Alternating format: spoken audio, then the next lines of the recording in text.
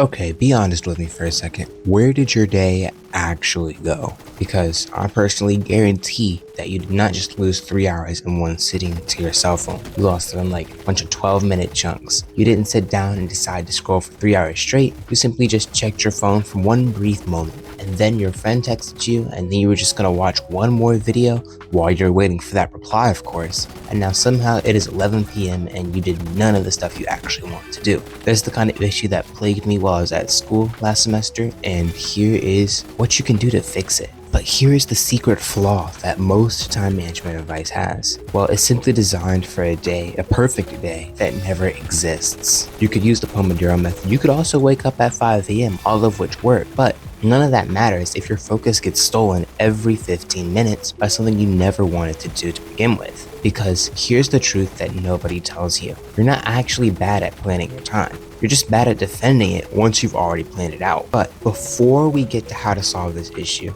I want you to imagine this. If someone had $100 in cash just sitting on their desk and random people kept walking by grabbing like $5 here and $10 there at random, then they'd notice immediately. They'd be like, yo, give me back my money. And they'd put it away, you know? But as time doesn't work like that, it never feels like it's being taken from you. A notification on your phone doesn't feel like a threat. Your friend hitting you up doesn't feel like a threat. Switching tabs and checking one thing expeditiously does not feel like a threat. However, each one costs you nothing by itself. That's exactly why it adds up to something every day. You probably check your phone over 100 times a day. You can check your settings for that. I already know the people who are watching this video. You don't need 100 ounces of willpower to fix that. You simply need to shrink the number of moments where you're even given the choice in the first place to get distracted. It's low-key pretty simple. So here's the secret sauce. Here is how you actually protect your time instead of simply just planning it like every other person out there and like every other guru tells you to. Something that helped me is that I batched my distractions instead of just resisting them. So I've realized that you're not gonna stop checking your phone. So let's not pretend that you won't check your phone. Just don't fight it. Give it a scheduled window instead where you check all your notifications and all the things that steal your focus when you're trying to lock in on whatever you're doing. Next, you should make starting easier than stopping.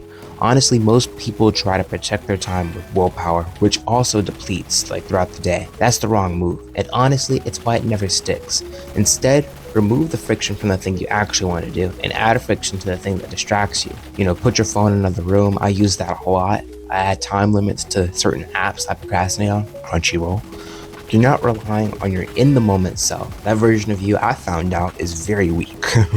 And we all know it. You're relying on a version of you that made the call earlier with a clear head. So your present you is going to help protect your future you by locking in to avoid these kinds of distractions. Lastly, now this is really, really important. You want to protect the in-between moments between your tasks and not simply just tasks and time you have while you're doing the task. This happened to me a lot during last semester. So here's how you implement. This is something that nobody talks about. The second that you finish something, when you're most likely to lose the next hour, you finish your homework and go, just one thing real quick. And then 45 minutes are gone. So what I want you to do is build a tiny 30-second buffer. Decide what's next before you're actually done doing what you're doing. That little handoff moment is where most days quietly fall apart. But at the end of the day, this isn't about turning some people into productivity robots who never touch their phone. Honestly, it's the opposite. It's about realizing the biggest threat to your time was never any laziness that you may think you have, but it was simply it was never a lack of planning either. It's death by a tiny 1,000 interruptions that each feel way too small to matter. You already know how to plan your day, you just haven't been guarding it. And that's something that I hope this video you've been able to fix. So next time that you actually sit down to get something done, don't just block your time out. I want you to protect it. Try to contain the noise and remove all the friction. If you really enjoyed the video, be sure to comment, ask questions in the comments. I'll be sure to respond, like, subscribe, share, all that good stuff. And I will catch you guys in the next one. See ya.